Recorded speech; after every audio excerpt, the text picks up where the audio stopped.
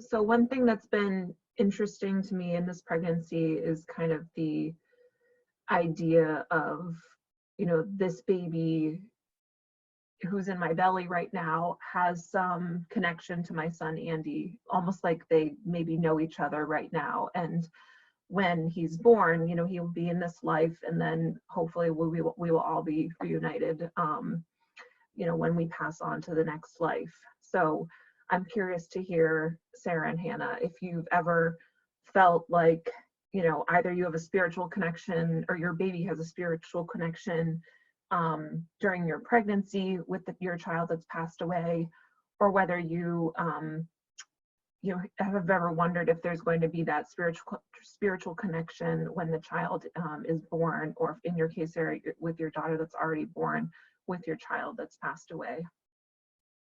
That's a beautiful question. I love that question, and yes, I've personally thought about that a lot.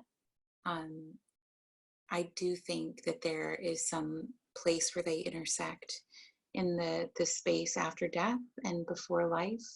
I think that there is a continuation and a continuum in that. And um, on the day of Sage's anniversary of passing on June 25th, I'm not one of those people that goes crazy looking for signs, but my husband and I had just a number of incredibly beautiful and really meaningful signs that were given to us, and they linked Sage to this pregnancy.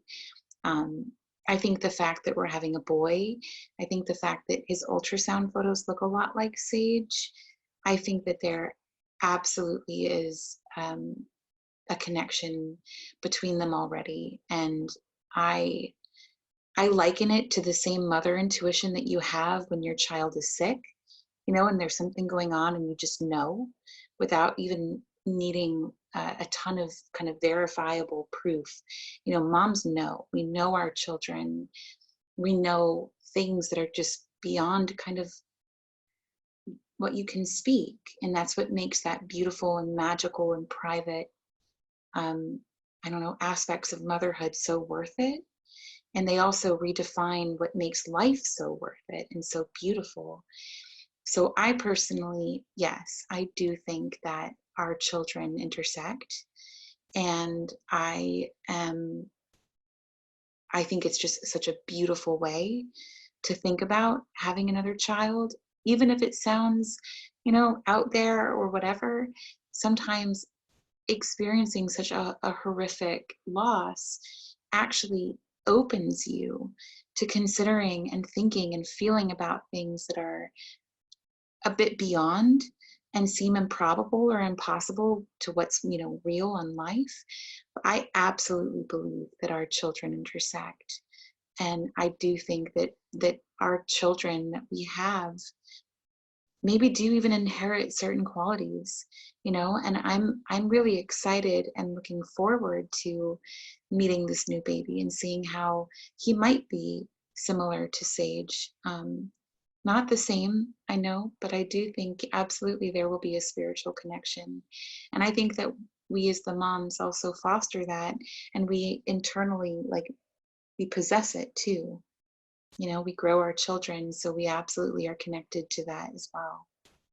I also love this question. When I saw that you had written it, I was so excited because I feel like Hannah was saying, I've always, I think, believed in just something bigger than just what's happening here on earth. And I think when you lose a child, I'll speak for myself and for my husband, it really opens up the capacity to see that even more, I think. And I think we have seen all along what we would consider to be, or not even consider to be, we will say they are, signs from Emerson all around us.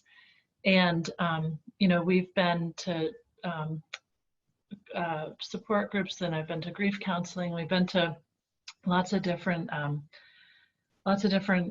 avenues for healing. And it's interesting, one of the therapists I went to is connected to this woman who's an energy healer, and she's not really a medium, but she does all this energy stuff. And she had said at one point, when we wanted to have another child, that there was a spirit trying to get to us, and that at the time, you know, there was just some stuff going on. And so we always have had this idea that, like, you know, that we believe that Emerson kind of was going to send us this child, whatever form they came in, whether it was through adoption or whether it was through assisted fertility. However this child came to us, we always believed that Emerson had a part to play in it, and that she was kind of at work. And so when Margot was born, one of the things that, I don't know why this shocked me, like, of all the things, she was born and she was beautiful, and she was healthy, and we were thrilled. And then she kind of like went like, and she has just one tiny dimple. And it just sort of floored me, because we don't have dimples, and it just never occurred to me she'd have a dimple. And so I was just like, everyone I talked to, I'd be like, and she has a dimple. Like it's not that crazy to have a dimple, but I was just blown away by it. And a friend of mine was like, oh, you know, dimples are, some people say they're angel kisses. So we had this whole theory that, like, that right before she came to us, like, she and Emerson knew each other, and that Emerson gave her a little kiss on the cheek before she sent her to us.